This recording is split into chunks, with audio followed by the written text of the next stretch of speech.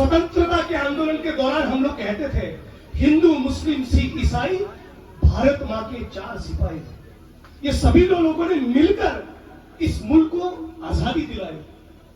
ये सभी लोगों ने, सभी जाति के लोग, सभी धर्म के लोग, विविध कपड़े, विविध वेशभूषा पहनने वाले, विविध भाषाएं बोलने वाले, अलग अलग बोलियां बोलने वाले सभी लोगों ने साथ में मिलकर अंग्रेजों का मुकाबला किया और इस मुल्क को आजादी दिलवाई। और ये जब स्वतंत्रता का आंदोलन चल रहा था तब मोदी जी जिसकी विचारधारा में यकीन करते हैं, शिवराज मामा जिस आरएसएस की विचारधारा में यकीन करते हैं, ये आरएसएस के लोग कहां थे? याद रखिएगा, ये आरएसएस के लोग भगत सिंह, सुखदेव और राजगुरु के साथ भी नहीं थे। ये आरएसएस के लोग ज्योतिबा फुले, रामास्वामी पेरियार और डॉक्टर भीमराव बाबा साहब अम्बेडकर के साथ भी नहीं थे। ये आरएसएस के लोग आजाद हिंद फौज की स्थापना करने वाले सुभाष चंद्र बोस के साथ भी नहीं थे। और ये आरएसएस के लोग गांधी और सरदार और कांग्रेस के साथ भी नहीं थे। ये लोग स्वतंत्रता के आंदोलन के साथ गद्दारी कर रहे थे। ये गद्दार लोग हैं और यही गद्दार लोग चाहते हैं कि डॉक्टर बाबा साहब अम्बेडकर के संविधान को कुचला जाए, इसको खत्म किया जाए। जब 23 साल की उम्र में शहीद आजम भगत सिंह फांसी के तख्ते पर झूले, तब उनके साथ थे चंद्रशेखर आजाद, यतीन्द्रनाथ दास, रामप्रसाद बिस्मिल, अशफाकुल्ला खान, सुखदेव, राजगुरु, ये तमाम युवा 20, 22, 25, 26, 27 साल के क्रांतिकारी उनके साथ आंदोलन में थे। एक क्रांति खड़ी करना चाहते थे। इन लोगों की जासूसी आरएसएस वाले करके उसकी सूचना अंग्रेजों को देने का काम करते थे। ये इस मुल्क के सबसे बड़े गद्दारों को पहचानो। इनको संविधान से तो नफरत है ही है, लेकिन 52 साल तक हमें इस बात को बार बार दोहराना पड़ेगा। एक एक बहनों तक, माता तक, बच्चों तक, विद्यार्थी तक, देश के कोने कोने में ले जाना पड़ेगा इस बात को। कितने साल? 52 साल तक भारत का तिरंगा इन लोगों ने लहराया नहीं। स्वतंत्रता के आंदोलन के साथ गद्दारी की। और न केवल इतना, तिरंगा में जो 3 रंग है ये बहुत ही मनहूस है, ऐसा आरएसएस के लोग कहते थे। और उसी की पैदाइश आज भाजपा दिल्ली में सत्ता के स्थान पर बैठी है। तो आज साथियों, हम तमाम लोगों को सलाम करना पड़ेगा स्वतंत्रता के आंदोलन की सिपाहियों को। हम तमाम लोगों को सलाम करना पड़ेगा उन लोगों को जिन्होंने 3 साल तक संविधान सभा में डिबेट करके आधुनिक दुनिया का एक सर्वश्रेष्ठ संविधान उनको दिया। जिन लोगों ने साथ में मिलकर तिरंगे का रंग चुना, उन तमाम लोगों को इस मंच पर से मैं सलाम करता हूं, सैल्यूट करता हूं। लेकिन आज कुछ लोग बड़े नौटंकी करने में लगे हैं।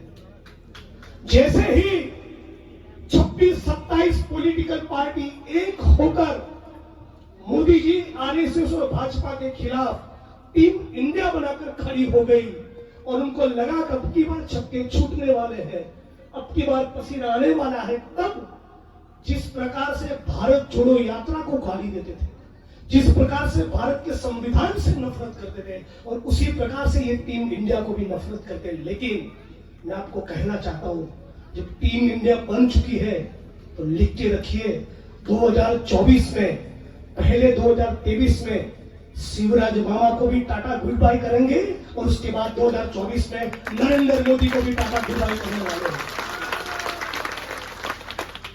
जैसा ही टीम इंडिया बना, मोदी जी को राखी के दिन बहनों की याद आ गई और 1100 रुपये का सिलेंडर 200 रुपया कम कर दिया।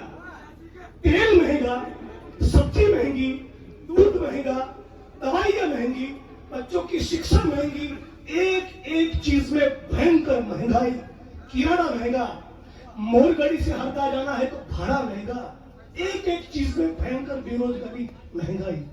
और इस महंगाई के जरिए आपकी जेब में से हर महीने 5,000, 8,000, 10,000 छीन लो और फिर बोलो मैं आपको 2,000 रुपये देने वाला हूं मेरी लाडली बहन।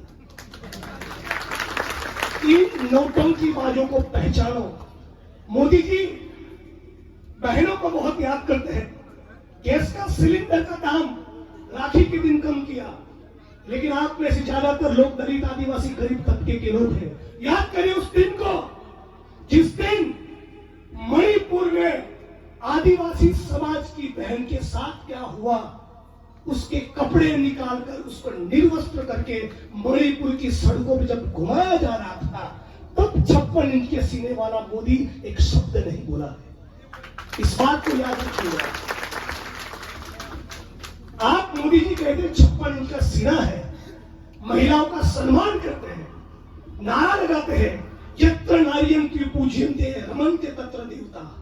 जहां नारी का सम्मान होता है वहां देवताओं का वास होता है, ये कहते हैं। लेकिन जब मणिपुर में आदिवासी समाज की एक बेगुना बहन को उसके कपड़े उतारकर जब सड़कों पर निर्वस्त्र घुमाया, तब मोदी जी ने एक शब्द नहीं कहा। इस बात को मेरे आदिवासी भाइयों आपको याद रखना होगा। इस नौटंकी को, इस नाटक को आपको समझना होगा।